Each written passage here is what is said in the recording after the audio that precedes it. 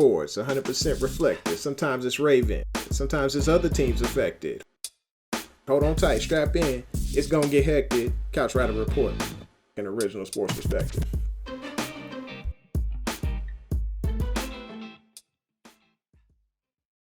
Hey, welcome back to the home of original sports perspective from our couch to yours. This is the Couch Rider Raven, aka Jermaine Lockett. Hey, thanks for coming through. For those of you who came over from Engraven's channel, Engraven Vids, hey, make sure you go back and visit the guy.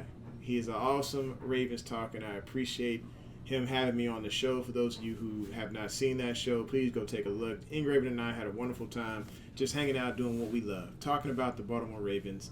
And we did it in 2 different videos. So go check those out if you haven't done that already. For those of you who are just popping in and wanting to hear about Ravens talk, and it's your first time here, hit that like button, hit that subscribe, and smack that bell so you know when it's going down, baby. Today's twofold.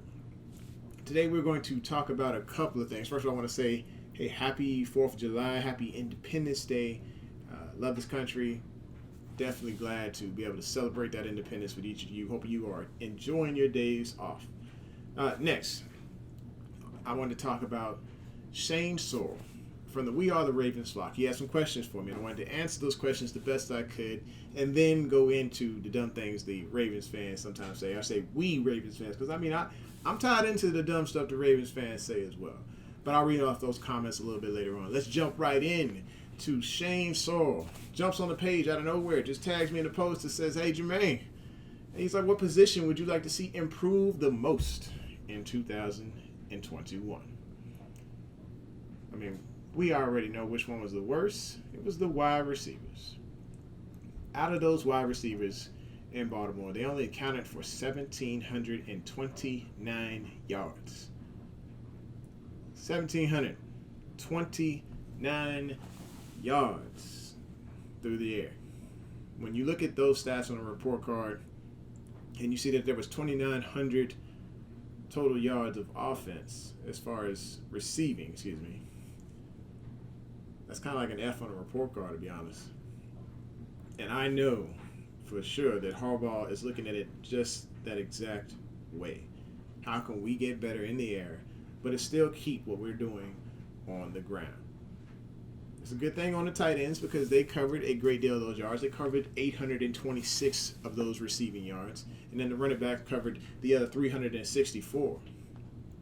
But Baltimore has to get better at the receiving game. They have brought in the pieces. They brought in the coaches. They're running the drills that turn into the routes, that turn into the plays.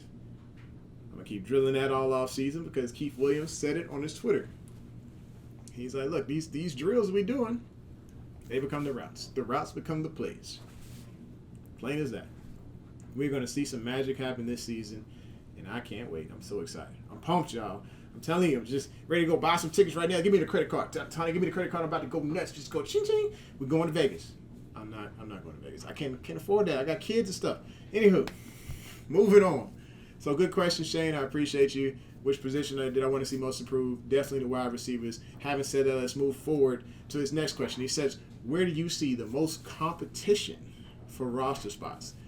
Going back to it, honestly, it's right back home at the wide receiver position. Y'all know I have a thing for wide receivers. I just be fiending to talk about wide receivers all day because I love the skill positions. But it's just back at that. I'll talk about a couple other ones here in a second. But we're talking about maybe 7 guys who are legitimately competing for 2 roster spots. And I say that because we already know who's safe. We know Sammy's safe. We know Rashad Bateman's safe. We know Hollywood's safe. We know Wallet just got drafted and he's safe. Unless he just completely, poops the bed at camp.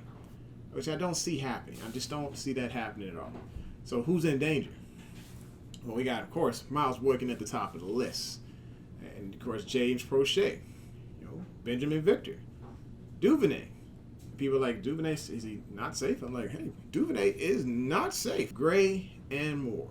So I'm just going to if I had to knock a couple off of the roster right now, I'm going to say Gray and Moore ain't going to make this team. They got to play lights out. They got to pull a Boykin, because you know how Boykin shows up in camp but doesn't show up in regular games. But I'm just saying, they would have to pull a Miles Boykin in training camp to actually, to make their way on the roster. They would have to beat out one of our guys that are almost, I'd say, safe on the roster. They would have to beat out Wallace to make the roster. Big time performances. So I'd say Victor, Gray, and Moore are gone. So it really boils down to Boykin, Prochet, and Duvernay.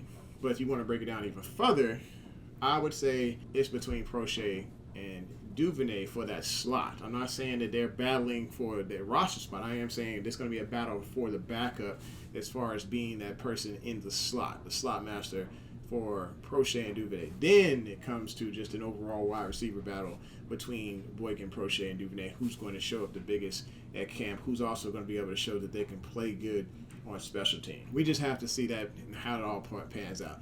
Nobody's got the edge right now, so just, whatever you heard, it's all going to pan out in camp. So just stay tuned. My pick, I got to go with the two that are going to end up making this roster, at least in my opinion. I got to go with Boykin, and I got to go with Duvernay. Sure, it's not popular, but it's exactly what Baltimore needs at the moment. Prochet is probably going to be put on the practice squad, and it's going to either that or he's just going to end up hurting his pinky and then get put on IR for the year. But then you have a couple of positions we want to take a look at here. Our tight ends, you have about 7 going into camp right now, and they're all competing for 3 spots. 3 spots, because we know those top tight ends. We know who's safe. It's Andrews. He's back in action, doing his thing just like he did last year. Then you have Boyle. The boy's safe. He can block. He can receive.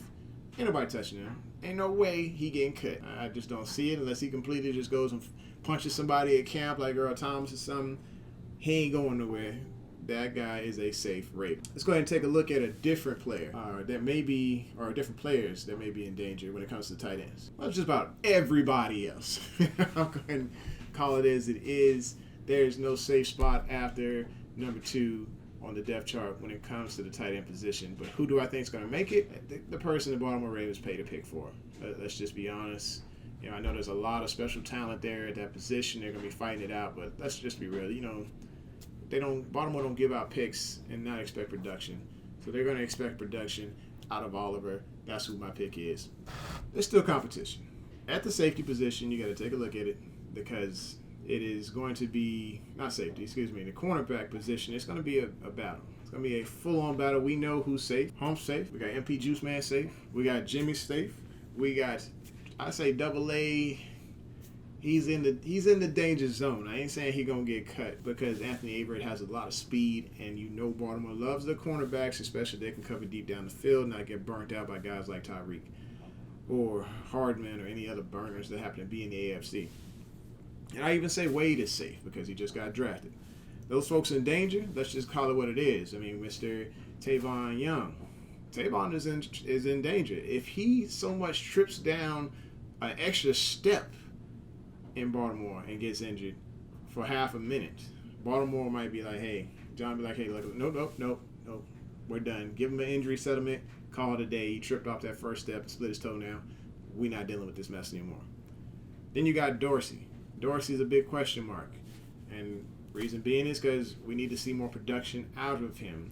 And Baltimore just drafted someone who can play in the slot. So with Dorsey there, it just doesn't match him being able to be on this roster long term unless we bring him back mid-season due to injuries. Then there's Marshall. Marshall has been injury prone for a couple of years. I was excited about the USC product. I wanted to see this guy thrive, do his thing, but we just don't know what to expect. Camp will tell, but I still think he is definitely on the hot seat. Westry, he's tall, he's physical.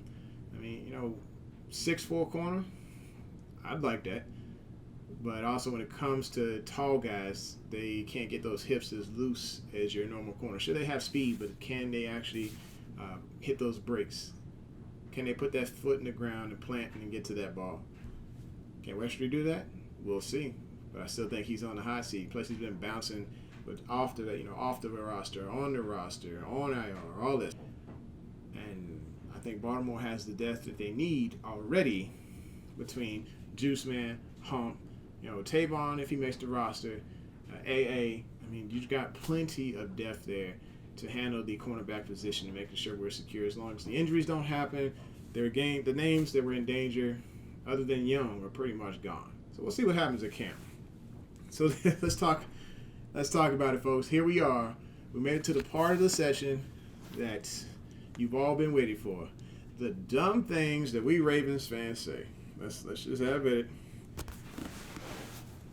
Let's just see here. So I pulled it up. Y'all didn't disappoint. I was looking for the opportunity to see who did the dumb stuff, and man, y'all came through. So appreciate you. I appreciate you. This one came on the We Are the Ravens flock page here. Avery says, I need to say this because I keep seeing it in the comments section. Hollywood's drops. This is an overblown narrative.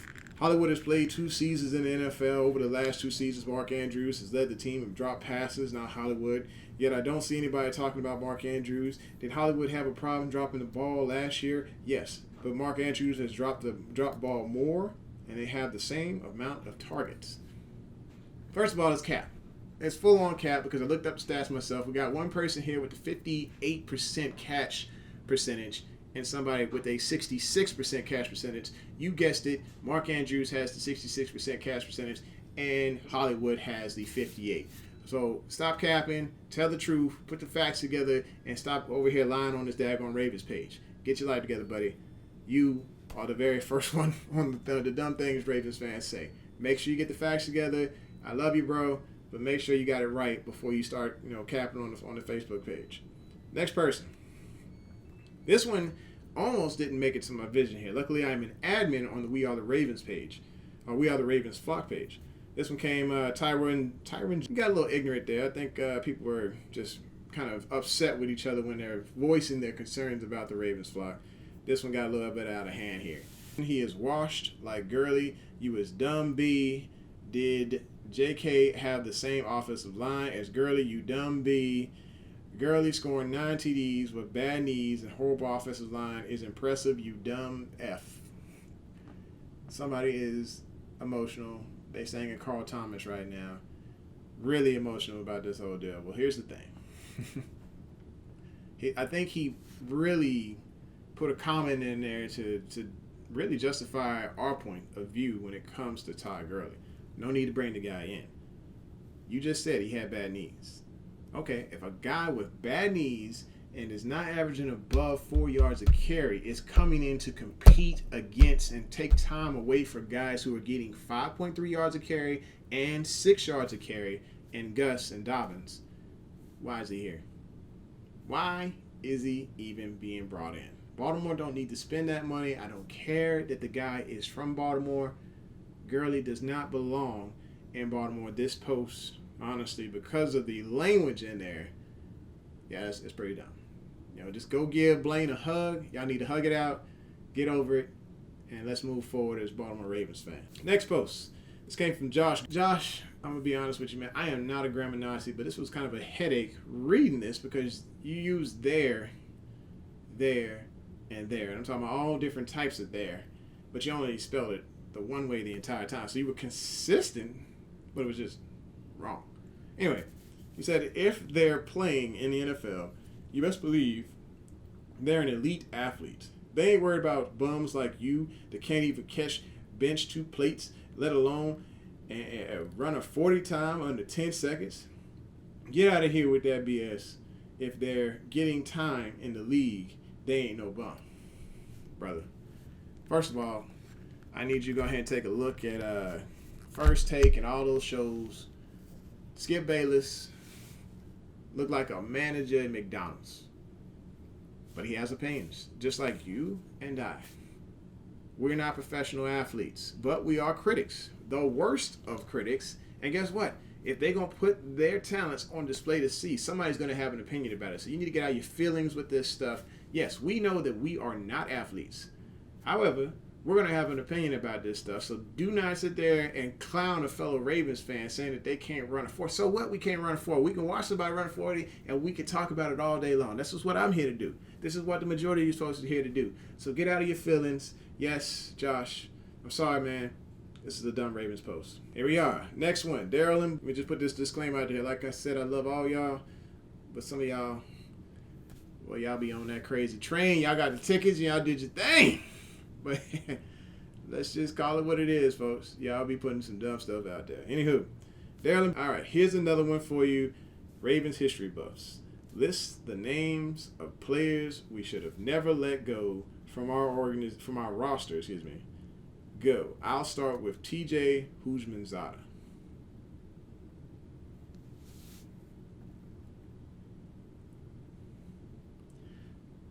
TJ, of all people, you said T.J. Houshmandzadeh. What?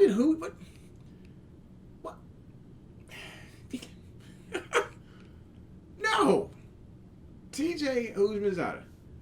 I'm sorry, man. He was past the twilight of his career when Baltimore brought him in. The more old veterans that you bring in, y'all got to hear this now. I'm about to preach to you. The old aging veterans that you bring in, the more of those you bring in, the less opportunities for the young bucks get to shine. We don't get to see the true talents of players like Prochet if we bring in an aging veteran that's at the twilight of their career. We don't get to see the talents of Duvernay and what he truly can do if he's sitting 4th and 5th on the depth chart because y'all brought in an aging veteran who at the twilight of their career hoping to squeeze the last bit of juice out of them. TJ was at the twilight of his career. It's a done deal. You could have saw so many players flourish back then if T.J. Houshmandzadeh wasn't on the depth chart. So I'm not going to say it's a dumb post. I mean, it was a thoughtful post. It was a sparking conversation. But no, T.J. is not the guy. And I believe, here's my last one, folks. This was going to spark a debate. And if y'all looked at the previous video I did with the engraving, you'll see that, hey, I have an opinion, just like anybody else. And y'all can drag me if you want to, but I'm just going to go ahead and call it as is. Trent Dilfer is not the greatest NFL QB of the Ravens all time. No. Let me go ahead and read this because y'all got to hear this. Boy, whew, I'm telling y'all be on that train. This guy took the full-on first-class ticket on the Crazy Express. John Brown. There's so many John Browns out there. So, John, love you, bro, but whew. Hey, man, whatever you taking, go sell it in Baltimore. I'm pretty sure you'll get rich. Anyway, since Tammy can post about Flacco all day, every day, I'm going to post about our best QB of all time, Trent Dilfer. I don't know if he was capping or what there, but it just it don't even roll off the tongue. He did something Joe could never do. He won us our first Super Bowl. He also kept a perfect goatee, and all Flacco could do was grow that god-awful Fu Manchu. So give it up for our first and best all-time QB, Trent Dilfer, because he did win us a Super Bowl.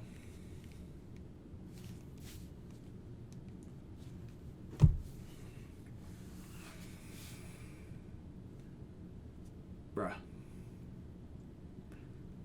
I'm still trying to figure out how to respond. Best QB. They ran the man out of town after they won the Super Bowl. When you ride a solid defense and one of the top running backs in football at the time, Jamal Lewis was ascending. I think you had Priest Holmes there. And you had the 2000 Ravens defense was probably one of the best all time. You run the ball, you play good defense, and you ride it as a quarterback to the championship. And he got ran out of town because his performance was just below par. This is a mediocre quarterback at best.